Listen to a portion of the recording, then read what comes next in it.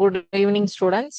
இன்னைக்கு நம்ம 10th மேக்ஸ்ல செகண்ட் லெசன் பார்த்துட்டு இருக்கோம். நம்பர்ஸ் அண்ட் சீக்வன்சஸ், எண்களும் தொடர் வரிசைகளும் அப்படிங்கிற பாடம்.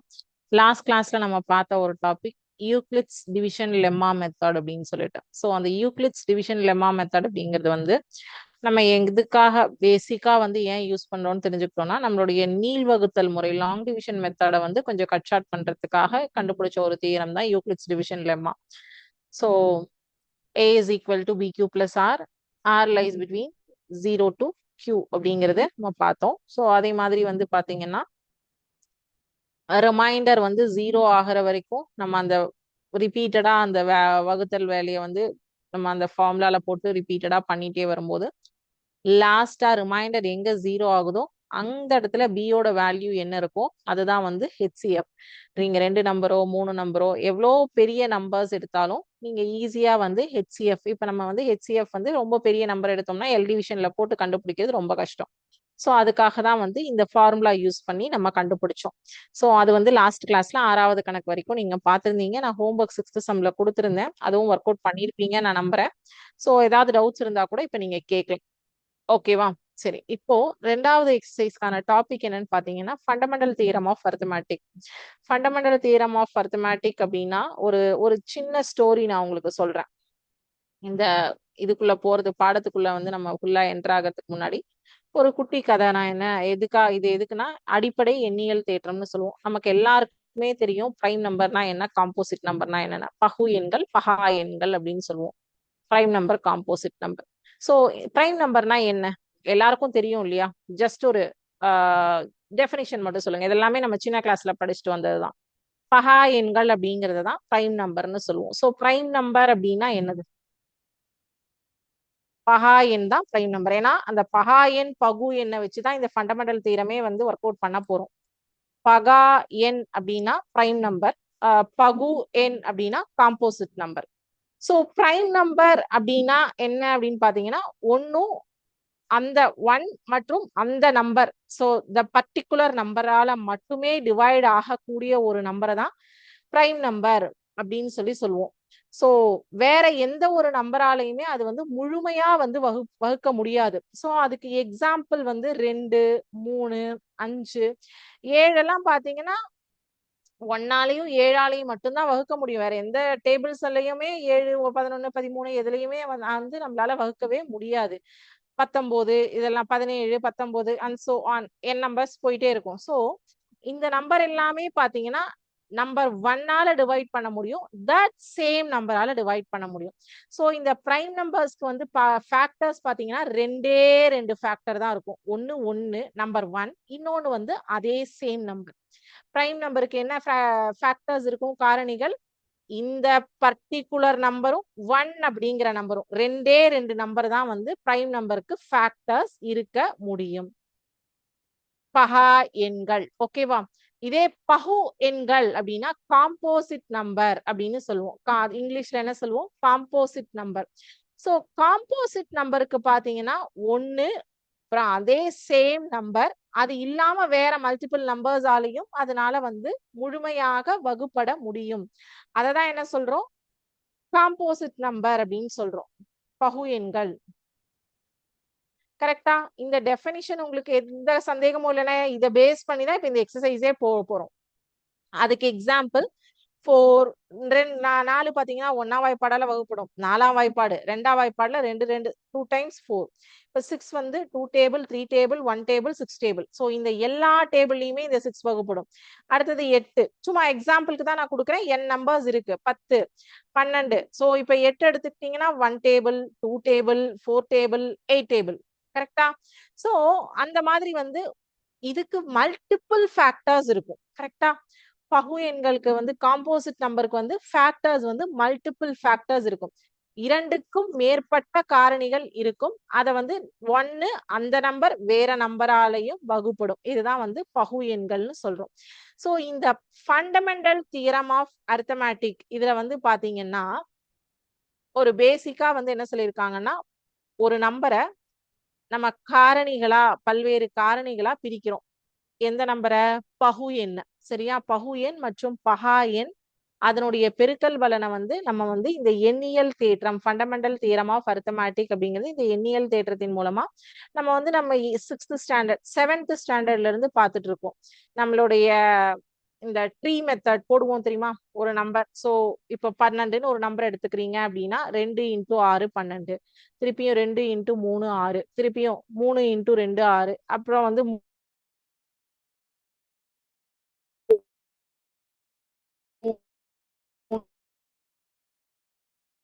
2 அவ்வளவுதான் அதோட ஸ்டாப்போ. அதே நான் இப்போ உங்களுக்கு வந்து இங்க காட்ட போறேன். இததான் நீங்க 10th பார்க்க போறீங்க. கொஞ்சம்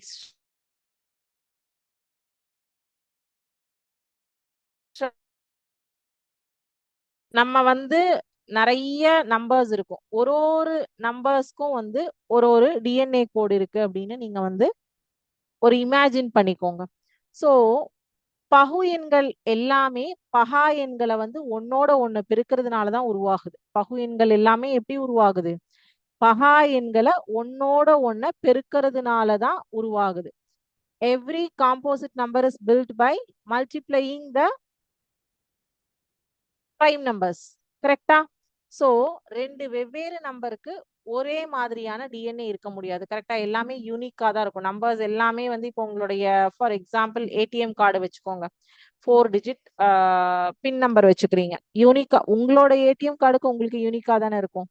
சோ அதே மாதிரிதான் ஒரு நம்பர்ஸ்க்கும் வேற வேற மாதிரியான டிஎன்ஏ கோடு தான் வந்து இந்த இதுல வந்து இருக்கும் அப்படின்னு சொல்றாங்க. இதை எப்படி ஃபண்டமெண்டல் தியரம்ல இங்க சொல்லியிருக்காங்க அப்படின்னு நம்ம பார்க்கலாம்.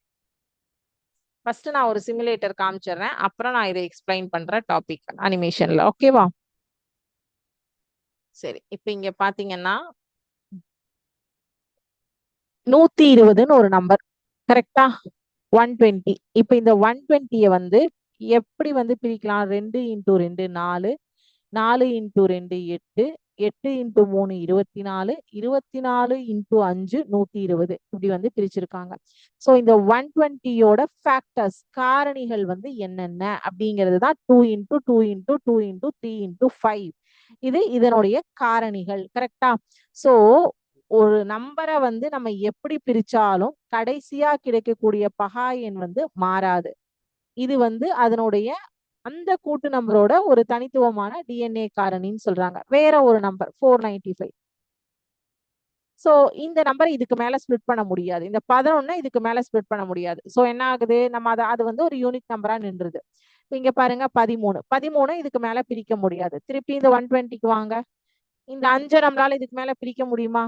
முடியாது இல்லையா? சோ நம்ம எப்படி பிரிச்சாலும் கடைசியா கிடைக்கக்கூடிய பகா எண் வந்து மாறாது.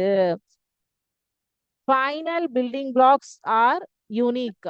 These prime numbers are the unique DNA elements of the product. ஓகேவா? சோ அதை நீங்க எப்படி பிரிச்சீங்கன்னாலுமே உங்களுக்கு அது வந்து மாறவே மாறாதுன்னு சொல்லியிருக்காங்க. அது என்னங்கறத நம்ம ஃபுல்லா இப்ப எலாபரேட்டா பார்க்கலாம்.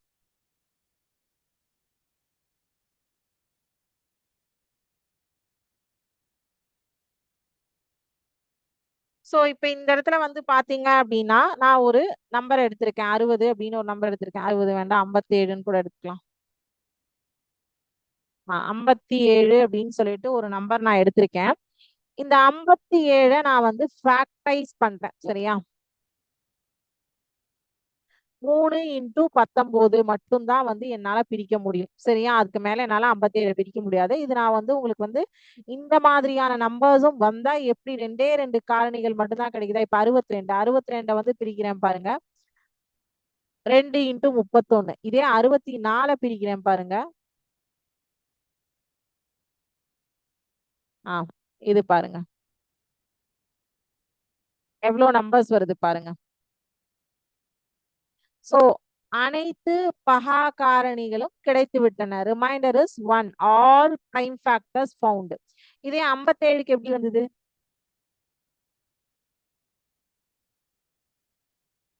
Reminder is 1. All prime factors found. ஆனா இங்க வந்து 2 நம்பர். இதே வந்து 60க்கு வந்து ஒரு 4 5 நம்பர்ஸ் வந்துதான். சோ அப்ப வந்து இந்த 57 உடைய ரகசிய குறியீடு வந்து 3 × 19 மட்டும்தான். அதை வந்து அதுக்கு மேல ஸ்பிளிட் பண்ண முடியாது. இந்த வழியில மட்டும்தான் இதை பிரிக்க முடியும். ஒண்ணு 3 × 19, இல்லைன்னா 19 × 3, இல்லைன்னா 1 × 57. இதுதான் பிரிக்க முடியும். வேற வழியில இதை பிரிக்க முடியாது. ஓகேவா? அததான் இங்க சொல்லியிருக்காங்க. Every composite number greater than 1 can be written as a product of prime numbers in exactly one way. This is the fundamental theorem of arithmetic. ஓகேவா? இங்க நீங்க எந்த நம்பர் வேணாலும் மாத்தி போட்டு செக் பண்ணி பாருங்க, என்ன ஆன்சர்ஸ் கிடைக்குது அப்படிங்கறத நீங்க செக் பண்ணி பார்க்கலாம். ஓகேவா? சோ இப்போ உங்களுக்கு வந்து ஒரு கதை இங்க சொல்லியிருக்காங்க. சிறுவர் இல்லத்தில் குழந்தைகள் கோபுரம் கட்டுகிறார்கள். சிவப்பு பிளாக் 2, பச்சை பிளாக் 3, நீல பிளாக் 5 என கொள்வோம். 60 உயரம் கொண்ட கோபுரத்தை கட்ட அவர்களுக்கு சரியாக 2 சிவப்பு, 1 பச்சை, 1 நீல பிளாக் தேவை. ஓகேவா? சோ அப்போ அவர்கள் பிளாக்குகளை எந்த வரிசையில் அடுக்கினாலும் பயன்படுத்தும் பிளாக்குகளின் கணக்குகள் எப்போதும் மாறாது. சோ 2 சிவப்பு தான், 1 பச்சை தான், 1 நீலம் தான். வேறு எந்த சேர்க்கையாலும் சரியாக 60 உயரம் கிடைக்காதுன்னு அவங்க சொல்லியிருக்காங்க. சோ ஏன்? இதுவே எண்கணிதத்தின் அடிப்படை தேற்றம். சொல்வது ஒவ்வொரு பகு எண்ணும் பகா எண்களின் தனித்துவமான சேர்க்கையால் மட்டுமே உருவாகிறது. அது அந்த எண்ணின் ரகசிய குறியீடு போன்றது. Secret code. This is the exactly what the fundamental theorem of arithmetic tells us. Every composite number is built from the one unique combination of prime number. So எல்லா காம்போசிட் நம்பருமே எப்படி உருவாகுது? ஒரு காம்பினேஷன் ஆஃப் பிரைம் நம்பர்ஸால தான் உருவாகுது அப்படின்னு சொல்லியிருக்காங்க. அதுதான் இந்த வந்து ஃபண்டமெண்டல் தியரம் ஆஃப் அரித்மெட்டிக்ங்கிறதே அதுதான். சோ நம்ம இது வரைக்கும் என்ன பண்ணிருக்கோம்? பகு எண், பகா எண் தனித்தனியா படிச்சிருக்கோம், பார்த்திருக்கோம். அதுக்கு தனியா எல்சிஎம் கண்டுபிடிக்கணுமா, ஹெச்சிஎஃப் கண்டுபிடிக்கணுமா அப்படின்னு பார்த்துட்டு இருக்கோம் நம்பர்ஸ்க்கு. பட் இதனோட சீக்ரெட் என்னங்கிறது இங்கதான் பாத்திருக்கீங்க. இங்கேயும் நீங்க அதே சேம் கான்செப்ட் தான் வந்து D method, L division method தான் யூஸ் பண்ண போறீங்க. வேற புது மெத்தட்ஸ் எல்லாம் கிடையாது. பட் இங்க எக்ஸ்ட்ராவா ஒரு விஷயம் தெரிஞ்சுக்கிட்டு இருக்கீங்க. ஓகேவா? சோ இப்ப வந்து ஒன்றை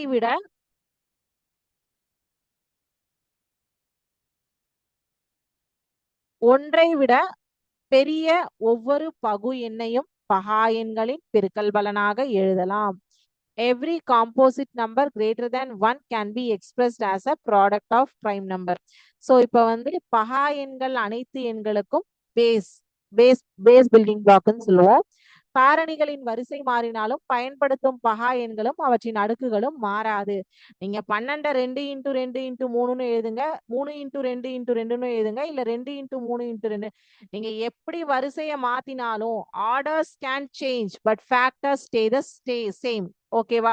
சோ ஃபேக்டர்ஸ உங்களால மாத்தவே முடியாது. நீங்க எப்படி வேணாலும் நம்பர்ஸ மாத்திக்கலாம், ஆனா ஃபேக்டர்ஸ வந்து மாத்தவே முடியாது. ஒரு நம்பருக்கு 12க்கு இருந்தா இந்த 3 நம்பர் தான் ஃபேக்டர்னா எஸ், இந்த 3 நம்பர் தான் ஃபேக்டர். அதை வந்து நீங்க ஆர்டர்ஸ் மாத்தினாலும் ஆன்சர்ஸ் வந்து மாறாது அப்படின்னு சொல்லியிருக்காங்க. அதுதான் ஃபேக்டர்.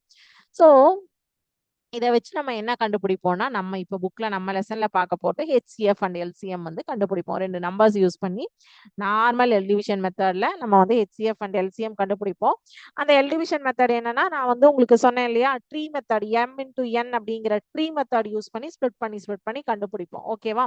அது உங்களுக்கு சம்ஸ் பார்க்கும்போது யூஸ் ஆகும். வேற எங்கெல்லாம் இது உபயோகப்படுத்துறோம்னா, டிஜிட்டல் பாதுகாப்பு கிரிப்டோகிராஃபில வந்து யூஸ் பண்ணுவோம். அதுதான் நான் உங்களுக்கு ஏடிஎம் மிஷினோட இது சொன்னேன். அதுக்கப்புறம் வந்து இரேஷனல் நம்பர்ஸ் ப்ரூஃப் பண்றதுக்காக நம்ம இது யூஸ் பண்ணுவோம். ஓகேவா? சோ இங்க ஒரு எக்ஸாம்பிள் சம் 408 and 170க்கு ஹெச்சிஎஃப்பும் எல்சிஎம்மும் கண்டுபிடிக்கிறதுக்கு உங்களுக்கு கொடுத்துருக்காங்க. நீங்க இதை ஜஸ்ட் பாருங்க.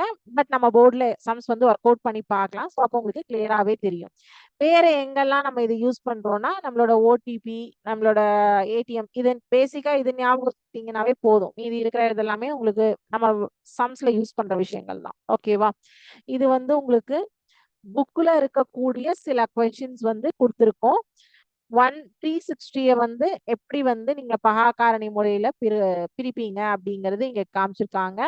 அதே மாதிரி 408 and 170க்கு இதை நான் உங்களுக்கு எக்ஸசைஸ் ப்ராப்ளம் ஒர்க் அவுட் பண்ணி காட்டுறேன். ஸோ காட்டும் போது உங்களுக்கு ஈஸியா வந்து அதெல்லாமே அண்டர்ஸ்டாண்ட் ஆயிடும். ஓகேவா? So fundamental theorem of arithmetic அப்படிங்கிறது பேசிக்கா நீங்க வந்து எம் இன்டூ என் மாடல்ல அந்த ட்ரீ மெத்தட் யூஸ் பண்ணி நம்பர்ஸ்க்கு ஃபேக்டர்ஸ் கண்டுபிடிக்க போறீங்க. அவ்வளவுதான். வேற எதுவும் பெருசா அதுல கிடையாது. ரொம்ப ஈஸி குட்டி எக்ஸசைஸ்.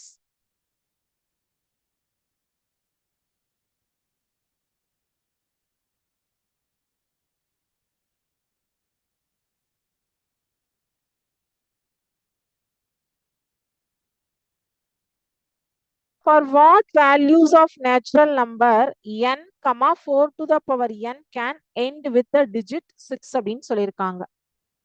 சோ இப்ப இங்க பாத்தீங்கன்னா 4 பவர் n கொடுத்திருக்காங்க இல்லையா? 4 எப்படி பிரிக்கலாம்? 2 இன்டூ 2 4. ஓகேவா? To the power n. So இத வந்து 2 power n into 2 power n நான் பிரிக்கிறேன். சோ அப்ப 2 அப்படிங்கிறது வந்து 2 அப்படிங்கிறது இந்த 4னுடைய ஒரு காரணி, ஒரு ஃபேக்டர் அப்படிங்கிறது நமக்கு தெரியும். கரெக்டா? 2 is a factor of 4.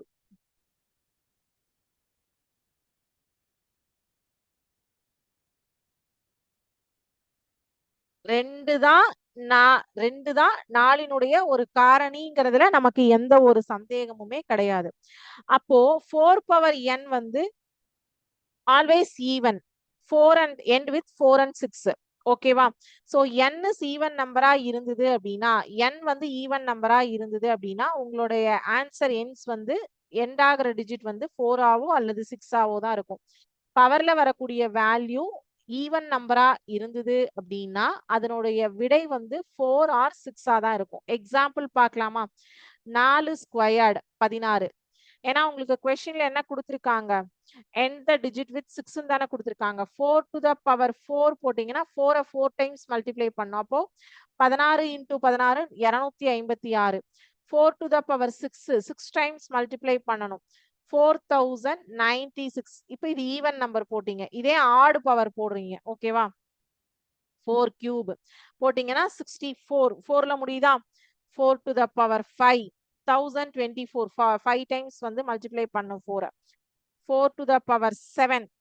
So 7க்கு வந்து 16384. So odd power இருந்ததுன்னா ends with 4 and even power இருந்ததுன்னா ends with 6. ஓகேவா? 4 and 6க்கு. Okay, 4 to the power n value is always even and end with 4 and 6.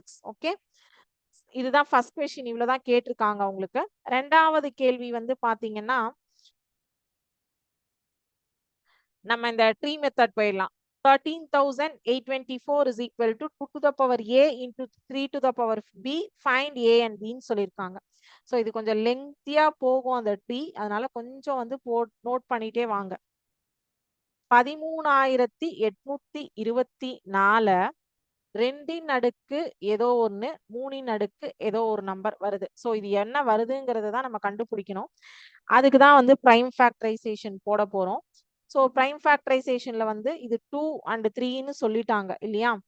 13,824 இந்த மெத்தட் நீங்க எல்லாருமே பார்த்திருப்பீங்க, மறந்திருக்க மாட்டீங்கன்னு நான் ரொம்ப நம்புறேன். 2 2ஓட எதை பெருக்குனா வந்து 13,824 வரும்? 6,912. கரெக்டா? அடுத்தது திருப்பி இப்ப இந்த 6,912 அகைன் 2 into 2ஆல தான் பிரிக்கணும். 2 2ஆ தான் பிரிச்சுட்டே போவோம். சோ அதுதான் அவங்களே சொல்லிட்டாங்க. 3,405.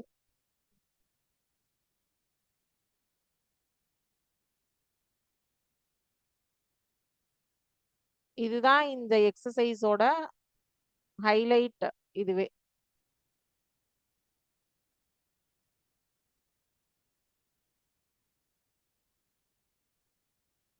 ஒரே நம்பர் தான் உங்களுக்கு லெஃப்ட் சைட்ல வரும், ரைட் சைட்ல மட்டும் தான் மாத்திட்டே போகும். இதனுடைய கண்டினியூட்டி இங்க போடுறேன். சோ இது தனி நம்பர்னு நினைச்சிடாதீங்க.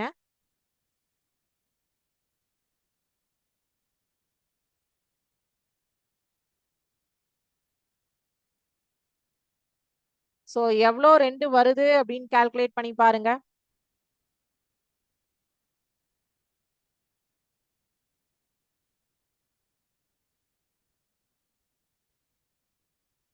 ரெண்டு 2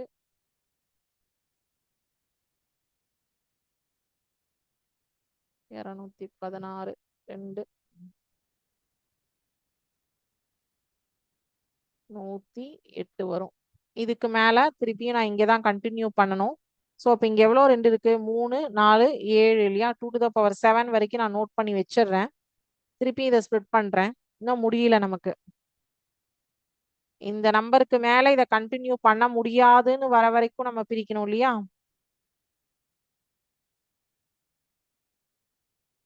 54 27 2 54 ஓகே. இப்ப 27 வந்துருச்சு இங்க. இப்ப இத வந்து நம்மளால 2 டேபிள்ல பண்ண முடியாது. அப்ப இங்க என்ன வரும்? 3 டேபிளால பிரிச்சுக்கலாமா? நமக்கு தான் 3யும் கொடுத்துருக்காங்க. 3இன் மடங்குகளும் கொடுத்துருக்காங்க. 3 into 9 ஓகேவா? ஸோ 2 to the power 7 வரைக்கும் பார்த்தோம். இங்க எக்ஸ்ட்ராவா ஒரு 2 2 ஆட் ஆயிருக்கு. அப்ப 2 to the power 9.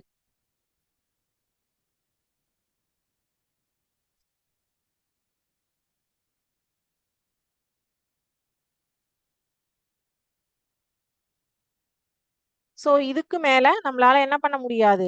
இந்த நம்பரை ஸ்ப்ளிட் பண்ண முடியாது. 3 into 3ஓட முடிஞ்சுது. அதுக்கப்புறம் இது வந்து 3 1s are 3 அவ்வளவுதான். இதுக்கு மேல இதை ஸ்ப்ளிட் பண்ண முடியாது. அப்ப 2 to the power 9 3 to the power 3 கரெக்டா? இதுக்கு மேல இதை ஸ்ப்ளிட் பண்ண முடியாதுங்கிறதுனால அந்த நம்பர் நம்ம எடுத்துப்போம். 3 to the power 3. இப்ப நம்ம வந்து இதை என்ன பண்ணணும் அப்படின்னா 13,824 2இன் அடுக்கு 9 into 3இன் அடுக்கு 3 ஆக பகா காரணி நம்மளோட பிரைம் ஃபேக்டரைசேஷன் மெத்தட் யூஸ் பண்ணி இந்த நம்பரை நம்ம இப்படியும் எழுதலாம். இதுல அவங்க ஏவோட மதிப்பு 9, பியோட மதிப்பு 3. இதுதானே அவங்க கொஸ்டின்ல கேட்டிருந்தாங்க.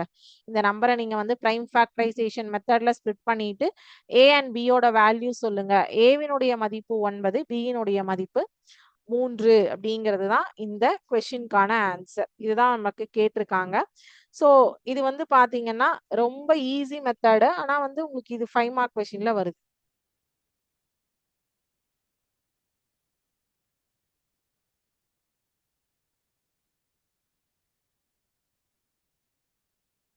இதே சேம் மாடல் தான்.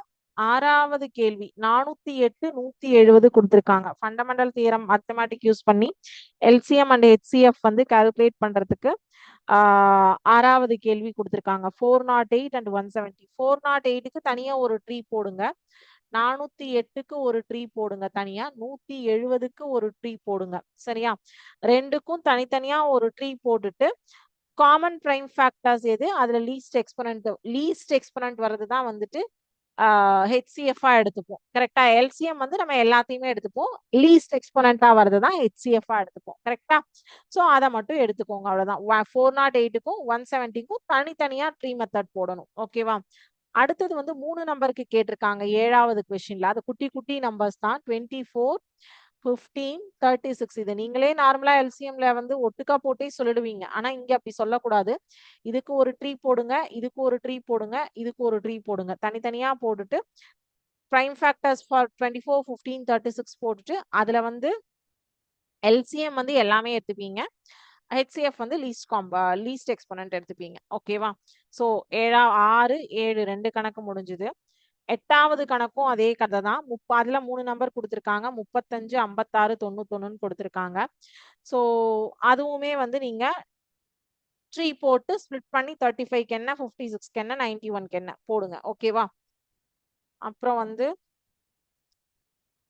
9வது கணக்கு 9வது சம் வந்து find the least number that is divisible by the first 10 natural நம்பர்ஸ்னு சொல்லியிருக்காங்க. ஸோ இது நானே உங்களுக்கு ஒர்க் அவுட் பண்ணி காட்டிடுறேன். 9வது கணக்கு மட்டும் நான் உங்களுக்கு ஒர்க் அவுட். இது எல்லாமே இந்த ட்ரீ மெத்தட் யூஸ் பண்ணி ஒர்க் அவுட் பண்றது தான். ஓகேவா? ஆனா தனித்தனியா ட்ரீ வந்து நீங்க யூஸ் பண்ணுங்க. So the least number that is divisible by first 10 natural numbers இல்லையா?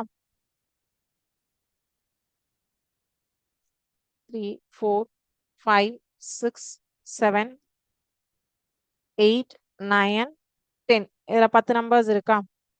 சரி. லீஸ்ட் மல்டிபிள் ஆஃப்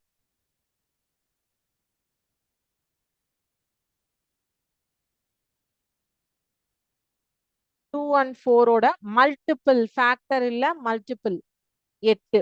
ஓகேவா? லீஸ்ட் மல்டிபிள் ஆஃப் 3 வந்து 9. லீஸ்ட் மல்டிபிள் ஆஃப் 7 வந்து 7a தான். 5 வந்து 5a தான். மாற்றம் கிடையாது. சரி, இப்போ LCM of 8 into 9 into 7 into 5. ஓகேவா? இதுக்கு நீங்க LCM எடுத்தீங்க அப்படின்னா 8 5 40, 9 7 63. ரெண்டையும் மல்டிப்ளை பண்ணீங்கன்னா 2520. இதுதான் ஃபர்ஸ்ட் 10 நேச்சுரல் நம்பர்ஸை டிவிசிபிள் ஆகக்கூடிய லீஸ்ட் நம்பர் வந்து 2520. அதாவது ஒவ்வொரு நம்பரோட லீஸ்ட் மல்டிபிளையும் போட்டுட்டு அதுல இருந்து நீங்க வந்து அதனுடைய LCM எடுத்திருக்கீங்க. ஓகேவா?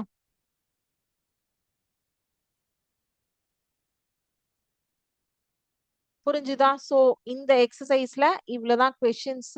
இது ரொம்ப ஈஸி, ரொம்ப பேசிக் எக்ஸசைஸ். ஆக்சுவலி இது வந்து நீங்க 7ஆம் கிளாஸ், 8ஆம் கிளாஸ், 9ஆம் கிளாஸ் எல்லாத்துலயுமே படிச்சிருப்பீங்க. பகா காரணி படுத்துதல் முறையில் காரணிகளை கண்டறிக, ஃபேக்டர்ஸ் கண்டுபிடிங்க அப்படின்னு சொல்லிட்டு. இதுல வந்து என்னன்னா இந்த எக்ஸசைஸ் பொறுத்த வரைக்கும் உங்களுக்கு சில கொஸ்டின்ஸ் வந்து கொஞ்சம் ட்விஸ்டடா கேட்டிருக்காங்க, அவ்வளவுதான். மற்றபடி நீங்க சேம் குட்டி குட்டி நம்பர்ஸ், அதே நம்பர்ஸ் தான் யூஸ் பண்ணியிருக்காங்க, பெரிய நம்பர்ஸ் யூஸ் பண்ணியிருக்காங்க. எப்படி யூஸ் பண்ணாலும் நம்ம 13,000 வரைக்கும் பார்த்தோம். அதுக்கு மேல உங்களுக்கு புக்லயே வந்து எக்ஸாம்பிள்லயும் இல்ல, எக்ஸசைஸ்லயும் இல்ல, பெரிய நம்பர் எதுவுமே கொடுக்கல. சோ அதனால உங்களுக்கு இந்த மாதிரி 2 நம்பர் கொடுத்தாலும் சரி, 3 நம்பர் கொடுத்தாலும் சரி, தனித்தனியா ட்ரீ மெத்தட் யூஸ் பண்ணி தனித்தனியா ஒவ்வொன்றையுமே சால்வ் பண்ணணும். ஓகேவா? பண்ணுவீங்களா? சோ இந்த செகண்ட் எக்ஸசைஸ் வந்து இவ்வளவுதான். அடுத்தது வந்து நமக்கு பார்க்க போறது வந்து இதுல இருந்து நெக்ஸ்ட் டாபிக் போறோம். சோ இந்த எக்ஸசைஸ் பொறுத்த வரைக்கும் நீங்க வந்து 2 சாப்டர் பொறுத்த வரைக்கும் பாத்தீங்க அப்படின்னா நெக்ஸ்ட் டாபிக் வந்து மட்டு எண் கணிதம், மாடுலர் அரித்மெட்டிக் பாப்பீங்க. அதுக்கப்புறம் இதுல வந்து ஏபிஜிபி சீரிஸ் பாப்பீங்க. எல்லாமே வந்து இந்த எக்ஸசைஸ்ல தான் வந்து உங்களுக்கு வரும். ஓகேவா? ஸோ இன்னுமே உங்களுக்கு இந்த வகுத்தல் துணை தேற்றம், அதுக்கப்புறம் வந்து ஃபண்டமெண்டல் தியரம் ஆஃப் அரித்மெட்டிக், இது எல்லாமே வந்து இன்னுமே உங்களுக்கு வந்து கண்டினியூ வரும். 2.3 எக்ஸசைஸ்லயும் மட்டு எண் கணிதம் கூடயும் அது கொஞ்சம் கம்பேரிசன்ல வரும். இது முடிச்சதுக்கு அப்புறம் தான் சீக்வென்சஸ், இந்த மட்டு எண் கணிதம் பார்த்தோம்னா அடுத்தது சீக்வென்சஸ் வந்து போயிடுவோம். தொடர் வரிசைகள் வந்து போவோம். ஓகேவா? சோ இன்னைக்கு பார்த்த டாபிக் இவ்வளவுதான். இதுல நான் உங்களுக்கு கான்செப்ட் என்னன்னு சொல்லிட்டேன். சம்ஸ் வந்து நீங்க ஒர்க் அவுட் பண்ணி பாருங்க. ஒரு 2 or 3 சம்ஸ் நான் ஒர்க் அவுட் பண்ணிருக்கேன். பேலன்ஸ் நீங்க ஒர்க் அவுட் பண்ணி பாருங்க. பார்த்தாதான் உங்களுக்குமே கான்செப்ட் இன்னும் கிளியரா புரியும். சேம் டைம் உங்களுக்கு டவுட்ஸும் வரும். நீங்க ஒர்க் அவுட் பண்ணி பார்க்காம காப்பி அண்ட் பேஸ்ட் பண்ணீங்கன்னா உங்களுக்கு அந்த சம்ஸ் எதுவுமே மண்டையில ஏறவே ஏறாது. உங்களுக்கு டவுட்ஸும் வராது. அப்படின்னு நீங்க காப்பி பேஸ்ட் மட்டும் பண்ணிப்பீங்க. ஸோ அதனால என்ன பண்றீங்கன்னா நீங்க ஒர்க் அவுட் பண்ணி பார்த்துட்டு எனக்கு டவுட்ஸ் எல்லாமே கேளுங்க. ஓகேவா? ஸோ வேற ஏதாவது இன்னைக்கு இந்த கிளாஸ்ல டவுட் இருக்கா?